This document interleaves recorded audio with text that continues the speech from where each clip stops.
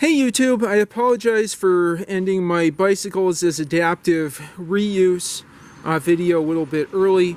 Unfortunately, my camera battery started going low right when I ended a video, and such is the tribulation of live cinematography. I ended there very awkwardly on this orange can thing, I guess on a siren light or something, that just was sitting on the side of the road for several days. I decided to pick up. Looks kind of cool. Hopefully it's not bad I picked that up, but I just saw that there for a while. It's definitely not the most useful thing I've gone on a bike trip. I've gotten a lot of tools like wrenches, even a snips that I've ironically used for cutting bike cable that fell off trucks and ended up in the bike lane. Both useful for me and good to get that out of the way of other cars, pedestrians, and bicycles.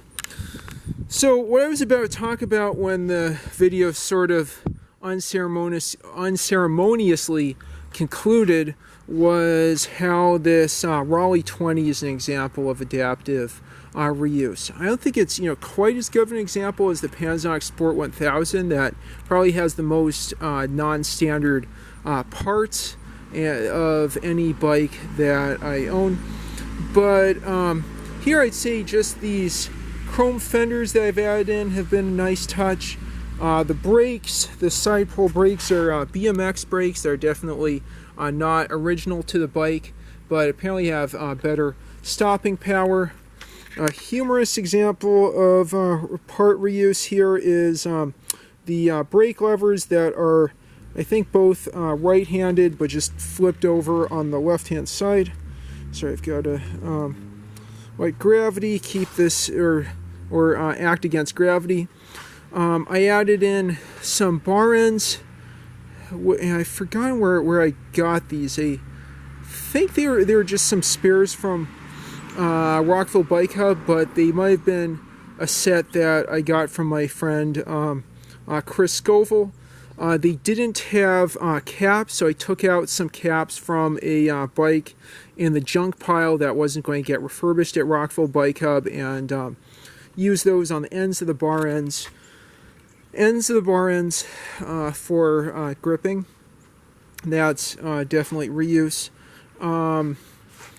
Let's see. Oh, here's a fun thing. A little reflective magnet thing from REI that I think was in a junk bin in Rockville Bike Hub that another volunteer gave me. I talked about these chrome fenders, a nice little snappy rack that took a lot of work to figure out how to mount.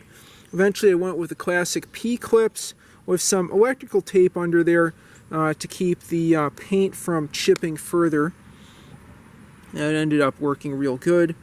There's a drop plate made out of I think a piece of a bike rack used to hold in these BMX brake levers with cool stop pads. There's some cool stops in the back. I should add cool stops in the front.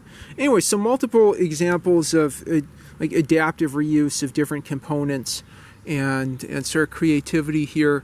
The butt pad on top of the butt pad. That's funny. It has the original saddle, but I forget. I think I bought this. It wasn't something I had on another bike. Adds some nice cushion to the saddle. I've added that as well. I think in the future I'll get a saddle bag that hangs off of this. Definitely, the springs on the saddle have helped a lot with the ride quality. But I'd like to add in, one of those classic leather saddle bags and have some tools in there or something. This I think is the perfect grocery getter bike. I hear stories from riders in the UK about how they go to grocery stores and shopping centers with their Raleigh 20. Anyway, I don't think quite as good of an example of my point as the Panasonic Sport 1000, but also a lot of fun to build, especially mounting that rack. Took a lot of creativity, and I just want to use these two bikes to show you that in addition to the whole grounding that cycling itself has given me, and I think it gives to cyclists in general, really drinking in your surroundings and getting to know neighborhoods, figuring out how places tick. Just the process of repairing, maintaining, and building up bicycles is so fulfilling. That ability to take, a grocery bag of parts a friend gives you, or a $3 set of parts from a yard sale or a co-op, and putting them to new use to make something beautiful, functional, practical, and reliable, like my Panasonic Beater touring bike that I have before you. It's really, more than a sport touring bike or a beater bike. It's an incredibly simple, reliable bike that I've ridden on 60-mile rides now. I might do another one today out to Laurel and back of about that distance.